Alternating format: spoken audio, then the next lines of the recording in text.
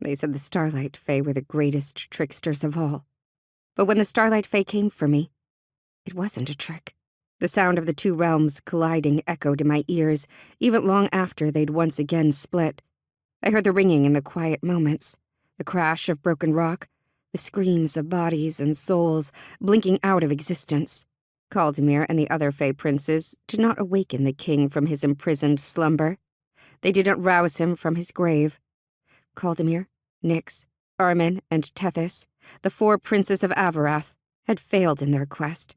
They'd not returned the magic to the realm. Instead, they'd lost something. They'd lost me. Because I was not in Avarath anymore. True to their word, the Fae whose blood ran through my veins had taken me away from there, alive. What they'd not done, however, was take me back to Alderia. There was one brief moment where I thought they had, where I thought the hand tugging me toward the warped wall of light and blurred figures was taking me back to the village I'd once called home, back to Sol. I swore I saw the sunshine catching on his golden curls, the late summer heat sticking his shirt to the back of his neck as he ran my stepmother, Neris, in circles round the front garden. It was like a dream.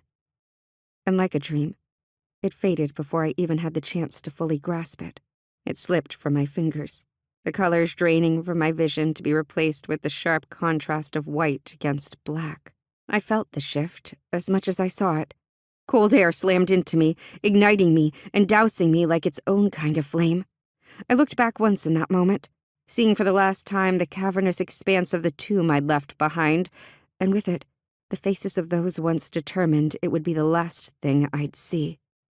Nyx, Armene, Tethys, Caldamir. Rocks rained down on them in a shower of silver stone, but not one of them moved. The momentary battle that had raged behind them was stilled. The shivering form of soldiers halted as they looked up with bent necks from where they lay, scattered and shaken to the floor by the earth-shattering crash of the 2 realms. It was as if in that moment I could hear the heartbeat of all of Avarath. I could feel it racing, pulsing ever faster, even as the whole world held a collective breath. I was suspended once more as I had been in the pool. All around me, the world moved more slowly until it almost stilled, allowing me to look between the faces behind me and take each one of them in. The world was quickly flickering out of sight, but what I found before it was swallowed whole left my own heart stuttering. In those faces before me, I expected to find anger, disappointment, sorrow even. Instead, I saw relief, joy, hope even. All of that, with one exception. Caldamir glared at me with an indescribable fury.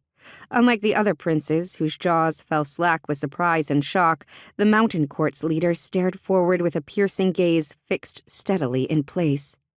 At me.